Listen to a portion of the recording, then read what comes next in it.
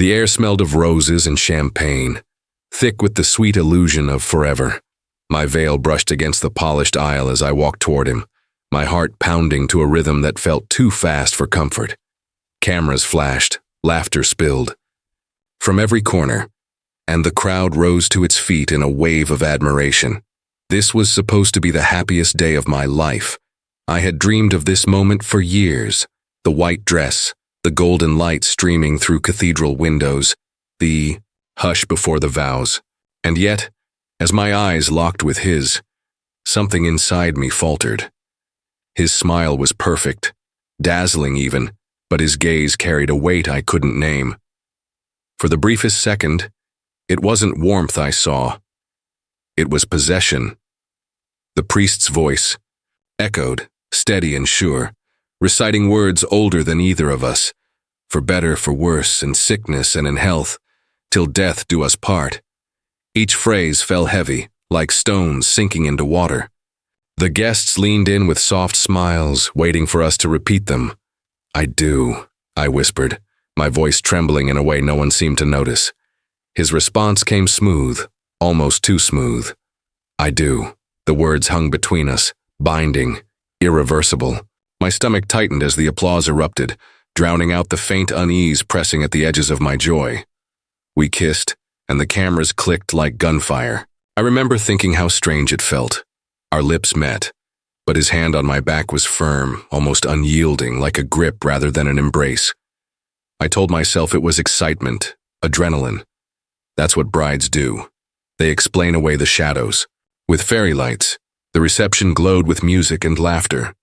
I twirled across the dance floor, champagne in hand, while guests called me radiant. I smiled until my cheeks ached, until every photo captured the lie perfectly. He stood close, charming everyone with practiced ease, but rarely looking at me. Each time his eyes found mine, they seemed to measure, to weigh, as though I were something fragile he'd already claimed. At one point, my maid of honor leaned in, brushing crumbs of cake from her dress. "You okay?" she whispered.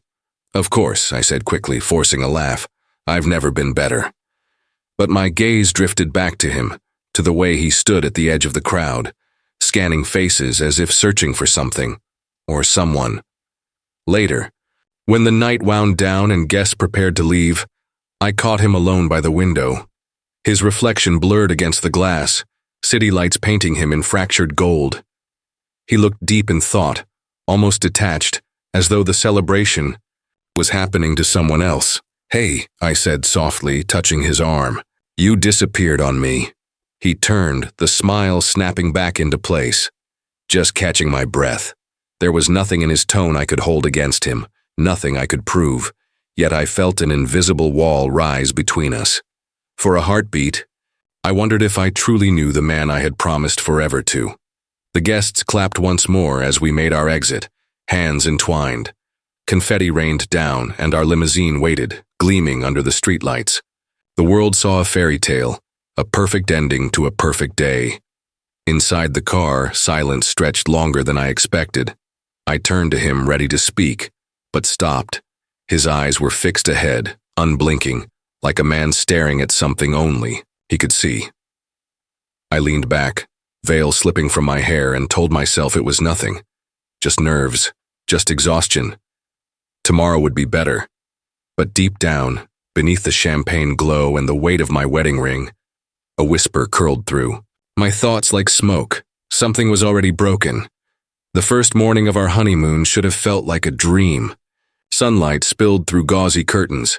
The ocean roared beyond our balcony, and I woke in the warmth of a hotel bed that smelled faintly of salt and champagne. For a fleeting second, I allowed myself to believe the unease from our wedding night had been nothing but nerves. He was already awake, sitting in the chair by the window, scrolling through his phone.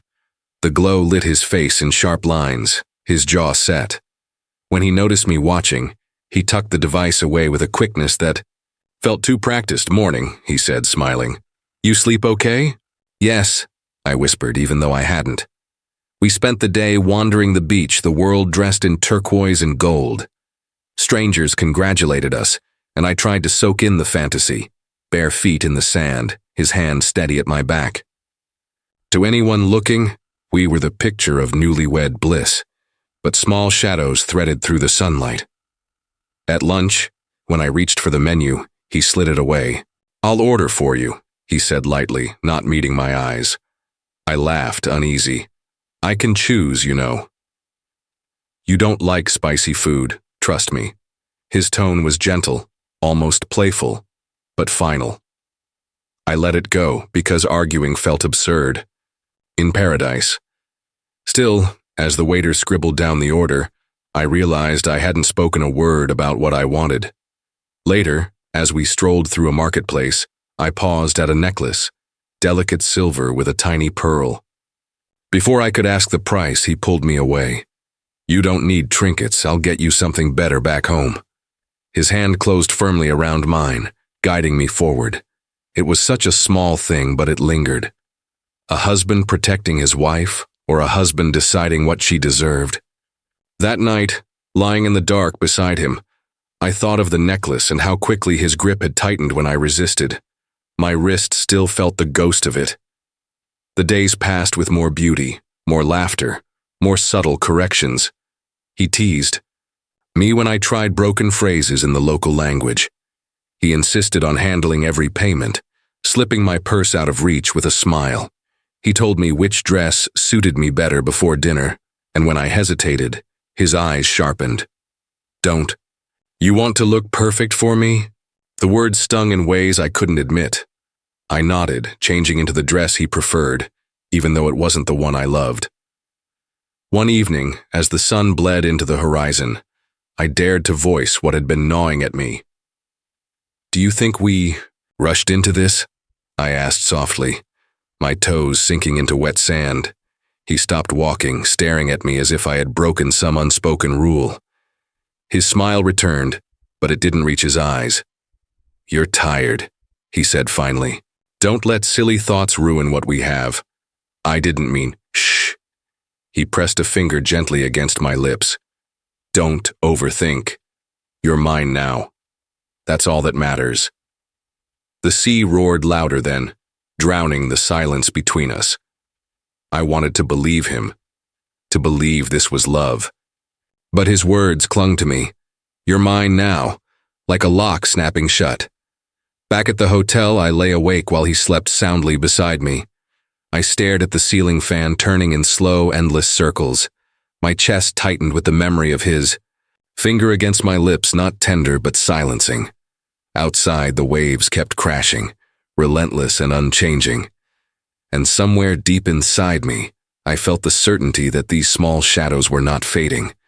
They were gathering, waiting to reveal what lay beneath.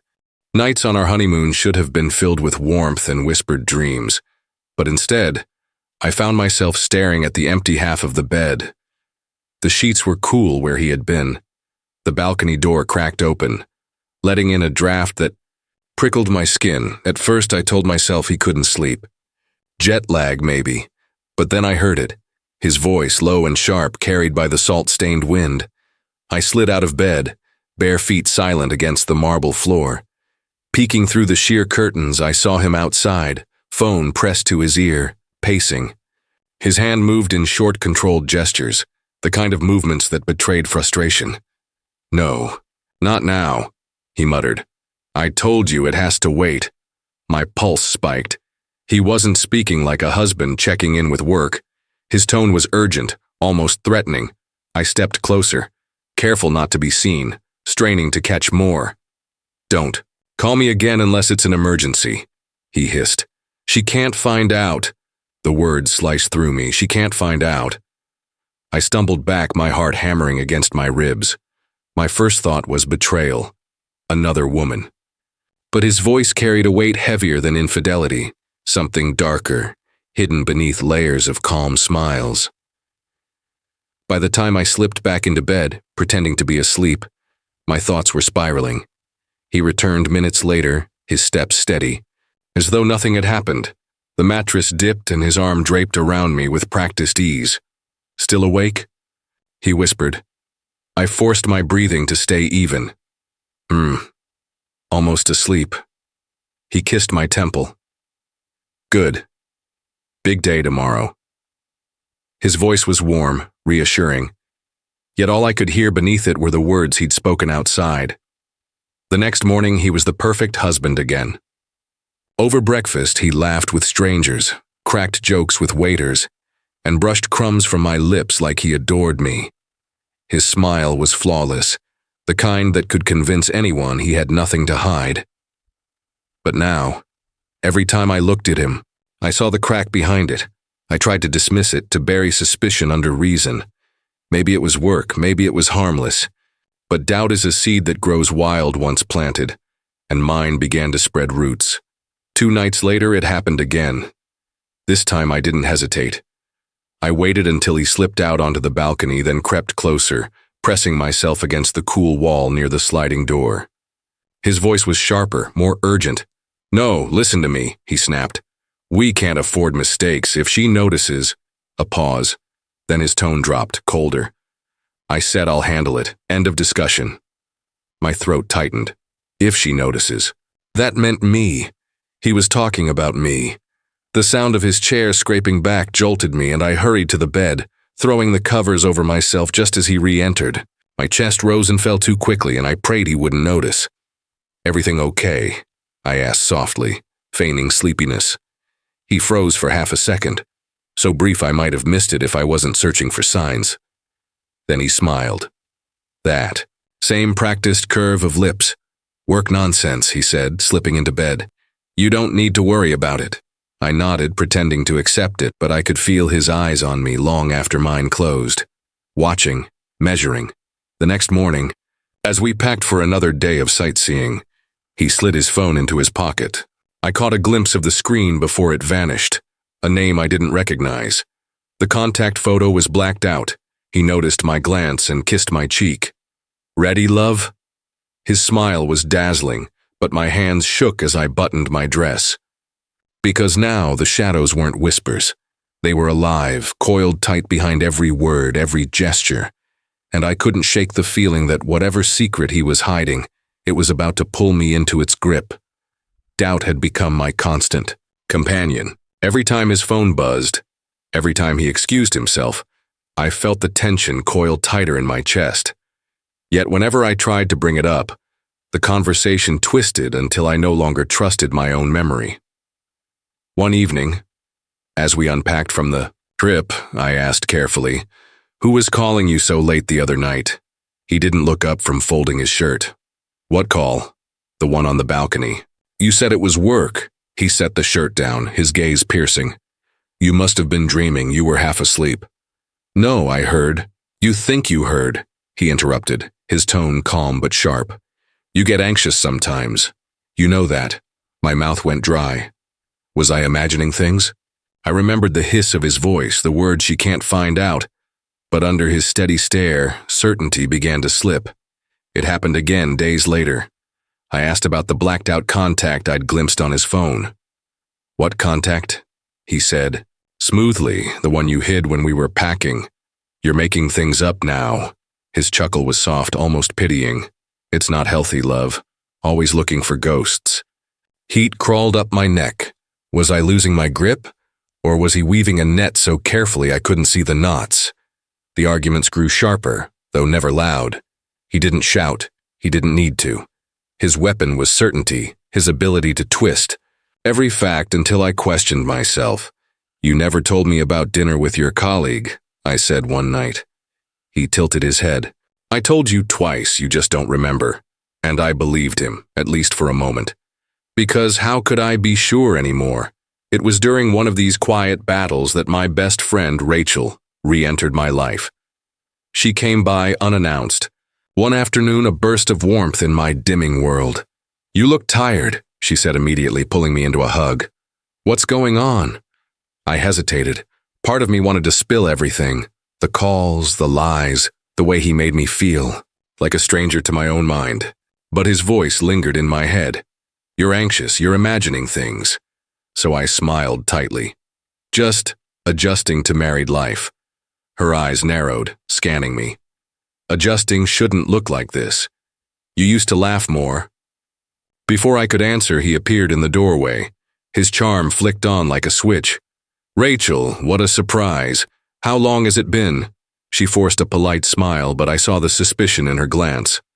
Later, as he stepped out to take another work call, Rachel leaned close. Her voice dropped to a whisper. "Something's off, you know it." I opened my mouth, but the words tangled in fear and doubt. "Listen to me," she said firmly. "Love shouldn't feel like walking on glass. If you're tiptoeing around him all the time, that's not love. It's control." Her words struck deep, louder than any denial I could muster. Because she was right. Lately, every step felt careful, every word rehearsed as though one misstep might shatter everything. When he returned, I pasted on a smile. Rachel excused herself soon after, but before leaving, she squeezed my hand. "Call me, anytime." I watched her go, my chest aching with both relief and dread. That night, lying beside him, I replayed her warning. Love shouldn't feel like walking on glass.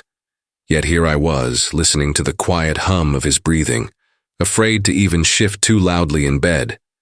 And though I didn't know it yet, Rachel's words would be the rope I clung to when the shadows grew darker, and when a stranger finally appeared at our door. Rachel's words echoed in my head long after she left. Love shouldn't feel like walking on glass. I wanted to believe she was overreacting, that she couldn't see the softer side of him, the charm, the tenderness he showed when he wanted to, but doubt had rooted itself inside me, and every little silence between us seemed heavier than the last. It was on a rainy afternoon 2 weeks later that the knock came. I was alone in the house, curled on the couch with a book I wasn't really reading. The storm rattled the windows and the sound of fists against the door made me jump. When I opened it, a man stood dripping on the porch. He was older than us, late 30s maybe, his coat soaked through, eyes restless as if he'd run miles. "To get here, can I help you?" I asked cautiously. He looked at me like he was searching for something in my face, some trace of recognition. "You're her," he muttered. "You're his wife." A chill slid down my spine. "I am, and you are?" He hesitated before answering, voice low. "An old friend. We knew each other years ago." I started to close the door. "Well, he isn't home right now, so maybe—" The man's hand shot out, pressing against the frame, not aggressive but urgent. "Listen, you need to be careful.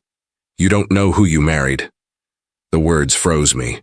His gaze was steady, not wild like a madman's, but certain, as if he carried truth too heavy to speak fully. "I think you should leave," I said quickly, pulse hammering. "If you know my husband, you can reach him directly."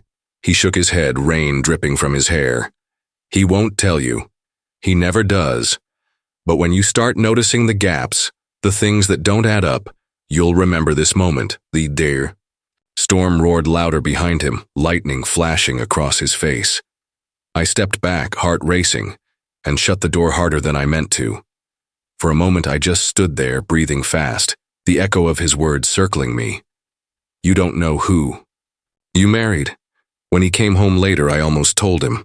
I wanted to ask who the man was, what history tied them together.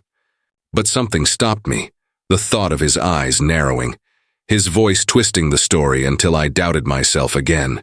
Instead, I tested him. "Anyone stop by today?" I asked, keeping my tone casual. He barely glanced up from his glass of whiskey. "No, why?" The lie slid from his lips without hesitation.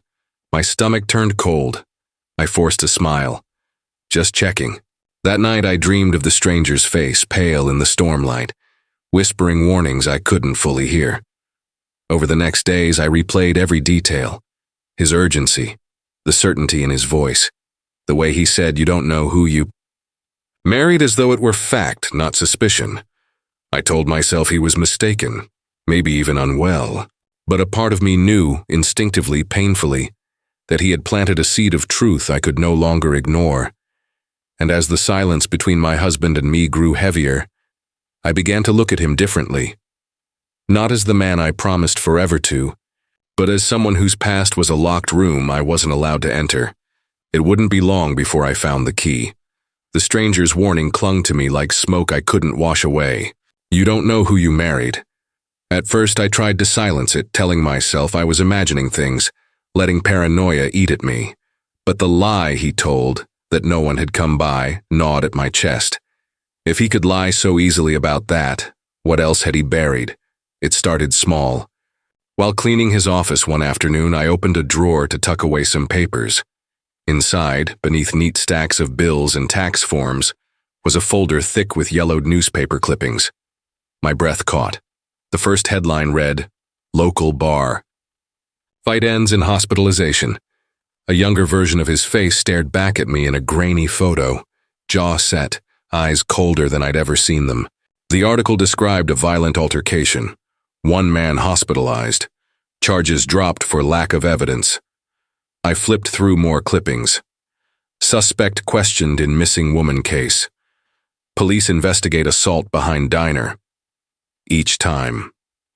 His name appearing, sometimes blurred behind anonymous sources, other times clear as day. The floor seemed to tilt beneath me. I shoved the file back, but the words blurred in my mind long after. When he came home that night, I couldn't look at him the same way. His smile, his touch, it all felt like a mask stretched over something darker. A few days later, while he was in the shower, I dared to check his phone. Most texts were mundane, but one thread stood out. The name wasn't saved, just a number. But the messages chilled me. "Haven't seen you since her. You keeping it quiet?" His reply, "Don't text me again." Her. Who was her? I wanted to confront him, demand answers, but fear pinned me down. If Rachel was right, if love shouldn't feel like walking on glass, then why did I feel like one wrong word could shatter me? Instead, I started watching him more closely. The way he checked the locks 3 times before bed. The way his eyes darted when certain names came up on the news. The way his hand gripped my wrist just a little too tightly when I asked questions. He didn't like. One night I tested the waters. "Do you ever hear from old friends?" I asked, setting dinner on the table. He didn't even blink. "I don't have time for old friends." "Why?" "No reason, just curious." His fork clattered against the plate, eyes narrowing. "You've been acting strange lately, snooping around." My stomach lurched. "Of course not." "Good," he said, his voice smooth but sharp. "Because curiosity ruins marriages." That night he locked his office. He had never done that before. The jingle of keys in his pocket became a sound I couldn't unhear, a reminder that the truth was locked. Away, just out of reach. Control crept in slowly after that. He started insisting on driving me everywhere, saying the streets weren't safe. He checked my phone under the pretense of trust. He questioned where I'd been if I was late even a few minutes. The walls of the house began to feel smaller, each room a cage disguised as home. I found myself replaying the stranger's face in my memory, wondering who he was, why he risked coming here, what else he knew. One afternoon, while folding laundry, a scrap of paper fell from one of his jackets. It was a receipt from a motel 2 towns over, dated just weeks before our wedding. Written on the back in hurried scrawl was a name I didn't recognize. Lila. My hands trembled as I tucked it away, heart hammering. Whoever she was part of his story, and maybe the reason for all those headlines. That night, as he slept beside me, I stared at the ceiling, unable to close my eyes. The man breathing evenly at my side was not the man I thought I married. He was a puzzle of lies and shadows, and I was trapped in the middle. And though fear kept me silent, I knew it couldn't last. Something was cracking beneath the surface, and soon, the mask he wore would begin to slip. The scrap of paper with Lila scrawled across it wouldn't leave my mind. For days, it burned in my pocket like a live ember, daring me to ask, daring me to break the fragile surface of our life. I told myself to wait, to gather more proof, but silence was suffocating me. The stranger's warning, the clippings, the motel receipt, they all pressed in until I couldn't breathe. So one evening, as he came home and tossed his keys on the counter, I snapped. "Who is Lila?" "Boo," I asked. He froze, his jacket half off. The silence stretched until the sound of the refrigerator humming felt deafening. His eyes narrowed. "Where did you hear that name?" "I found the receipt," I whispered, clutching the edge of the counter. like it might hold me steady. From the motel, with her name written on the back. His jaw tightened. "You've been going through my things." "I had to," I shot back, the words trembling out of me. "You lie, you hide things, and I'm supposed to just sit here and smile. Tell me the truth for once." The storm broke. His hand swept across the counter, sending a glass shattering against the tile floor. The sound pierced the air, and before I could move, his grip was on my arm, iron, bruising. "You don't know what you're talking about," he hissed. His breath was hot, his eyes wild. "You twist things, make me the villain. You're the problem, not me." I tried to pull away, but his grip only tightened. The edge of the counter dug into my hip. Panic surged through me, raw and blinding. "Let me go." The struggle tipped into chaos. My elbow knocked into the sink, sending another glass crashing down. His hand slipped, catching my wrist instead, and in the frenzy, his knuckles struck my cheek. White-hot pain exploded across my face and the room spun. I stumbled backward, catching myself against the wall. Blood trickled from a small cut near my lip, a sharp taste filling my mouth. The tiles beneath us were littered with shards, some smeared with crimson where his hand had been cut in the fight. For a moment, neither of us moved. Just our ragged breaths and the eerie hum of the refrigerator. I stared at the blood glistening on the floor, my chest heaving, my body trembling so violently I thought I might collapse. Then, as suddenly as it began, his face softened. He reached toward me, voice breaking into a sickly sweetness. "I didn't mean it. You made me angry, that's all. If you hadn't pushed..." Tears blurred my vision. "You hit me," I whispered. "No," he said quickly, crouching beside me, hands hovering but not touching. "It wasn't like that. You slipped. You cut yourself on the glass. That's what happened, understand? You're clumsy when you're upset." I shook my head, but his words pressed in like a vice, twisting the memory even as it burned fresh. In my skin. He dabbed at the blood with a dish towel, his eyes wide with rehearsed regret. "Please don't make this bigger than it is. You know I love you. You know I'd never hurt you." The towel grew red in his hand and I wanted to scream, to run, to break free from the nightmare. But his voice was steady, calm, weaving guilt into every syllable. "You push me," he murmured. "You make me lose control. Don't you see? You do this to us." By the time he pulled me into his arms, whispering apologies against my hair, I was shaking so badly I couldn't resist. His embrace felt less like comfort and more like chains, and as I stared over his shoulder at the blood-streaked tiles, one thought carved itself into my mind. This wasn't the end. It was only the beginning. The blood was gone by morning, scrubbed away until the tiles gleamed as though nothing had happened. He whistled while making coffee, his hand bandaged where glass had sliced through skin. I wore makeup thick enough to cover the swelling on my cheek, but no powder could disguise the tremor in my hands. "You look beautiful," he said as if nothing had cracked between us. "Just try not to push me like that again." The words slithered inside me, lodging like glass splinters. I wanted to scream, to tell someone, but silence wrapped itself around me like a burial shroud.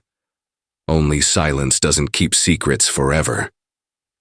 The neighbors noticed first. Our house had thin walls, the kind where voices traveled on humid nights. Mrs. Albright, who lived across the street, later said she'd heard shouting, glass shattering, and then silence. Another neighbor had seen me standing on the porch one evening, arms wrapped around myself, eyes swollen from crying. I tried to smile at them the next day, tried to act normal, but pity had already carved itself into their stares. It was Mrs. Albright who made the call. She dialed the non-emergency line, her voice trembling as she told them something wasn't right in the house on Sycamore Lane. She said she feared for the young wife who always seems afraid. A week later, Detective Aaron Cole appeared at my door. He was tall, mid-40s, the kind of man who looked like he'd seen too much but still carried a calm patience in his voice. "Mrs. Harlow?" he asked gently. "Mind if I come in for a moment?" I hesitated, the world tilting. My husband was at work. The detective's eyes flicked over my face, pausing just a beat too long at the faint shadow of a bruise. "I just want to ask a few questions," he said. "Your neighbors reported some concerning noises, shouting, crashing. Are you all right?" My throat tightened. The words were right there, clawing at the inside of my mouth. "Help me, please, save me." But when I looked at his face, all I could see was my husband's warning. "Curiosity ruins marriages, don't push me." "I'm fine," I said, forcing a smile. "We had a little accident with dishes. Nothing more." Detective Cole didn't press, but something flickered in his eyes. Doubt, maybe disappointment. He handed me his card. "If you ever need to talk, day or night, call me. Sometimes silence can be dangerous." When he left, I shut the door and leaned against it, heart pounding. The card felt heavy in my hand, like a lifeline I was too afraid to grab. That evening, I hid it in a cookbook he never opened, tucking it between the pages like a secret only I knew. Days passed, then weeks, but the neighbors' stares never softened. I became the actress of my own life, smiling at barbecues, waving at the mailman, laughing too loudly when someone made a joke. But inside, I was unraveling. One night, while clearing the dinner table, he studied me with narrowed eyes. "People are watching us," he said. I froze. "What do you mean?" "I mean," he replied slowly, "the neighbors. They're nosy, they think they know something. Did you say anything?" "No," I whispered. He leaned closer, voice low and sharp. "You better not. You know what happens when people meddle. You and I, we protect each other, understand?" I nodded, though the word protect tasted bitter. What he meant was protect him. Protect the mask he wore so carefully. That night I lay awake, staring at the ceiling, Detective Cole's card burning in my mind. One call could change everything. But could I do it? Could I be the one to pull the thread that unraveled it all? The dilemma pressed harder with each passing day. Protect his reputation. The charming husband, the successful man who everyone thought was perfect, or finally expose the monster who left blood on the floor and apologies in his wake. And as his arm draped over me in sleep, heavy and suffocating, I knew the choice was no longer just about me. It was about survival. The storm rolled in just after midnight, rain hammering the windows with a violence that felt like an omen. I had lain awake for hours, Detective Cole's card still hidden in the cookbook downstairs, my mind a battlefield of fear and longing for escape. The thunder drowned out our voices at first. What began as another argument, quiet, sharp words over nothing, spiraled fast. His voice grew louder, mine cracked, and then it was no longer words but shouts, venom ricocheting off the walls. "You think you can betray me?" he snarled, pacing the living room like a predator. "I'm not betraying you," I cried, trembling. "I just want to breathe." Lightning split the sky, illuminating his face, contorted, eyes ablaze with something feral. The neighbors later said they heard glass shatter, a scream piercing through the storm, and then silence so heavy it pressed against every wall on Sycamore Lane. Rachel heard it too. My best friend had grown used to my excuses, but that night she couldn't ignore it. She grabbed her coat, braved the downpour, and ran across the street, heart pounding. When she pounded on our door, the house was eerily quiet. Finally, he opened, it hair damp with sweat, eyes too calm. "Where is she?" Rachel demanded, pushing past him before he could stop her. "She's gone," he said flatly. Rachel froze. "Gone? What do you mean, gone?" "She ran away," he replied, voice cold, rehearsed. "She couldn't handle marriage. She packed a bag and left." But there were no bags missing, no shoes gone from the rack by the door, no jacket missing from the hook. Rachel's eyes darted across the room. Shards of glass on the floor, a smear of something dark near the baseboard. "Then why does it look like there's blood here?" she whispered. He stepped closer, his voice low and menacing. "You're seeing things. She was fragile, you know that. Always making drama, she'll turn up when she's done sulking." Rachel's hands shook as she pulled out her phone, but he snatched it from her grip. "Don't," he hissed. "Don't make this worse." She fled before he could stop her, running back across the street, her lungs burning. By the time she called the police, the storm had swallowed the neighborhood in darkness. Detective Cole arrived minutes later, rain still dripping from his coat as he stepped inside the house. His eyes swept over the room, the broken glass, the overturned lamp, the faint red streak that no sponge could erase entirely. "Where's your wife, Mr. Harlow?" The husband leaned casually against the counter, voice even. "Like I told her friend, she ran away. Couldn't handle being married to a man who works too much. Packed her things and left." Cole's gaze didn't waver. "Funny. Neighbors. Didn't see anyone leave. And there's no suitcase missing from upstairs.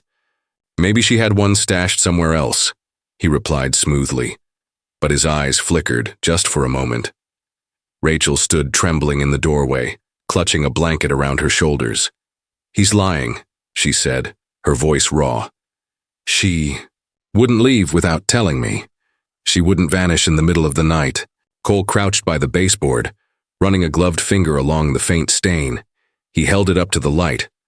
"This doesn't look like someone just left, Mr. Harlow.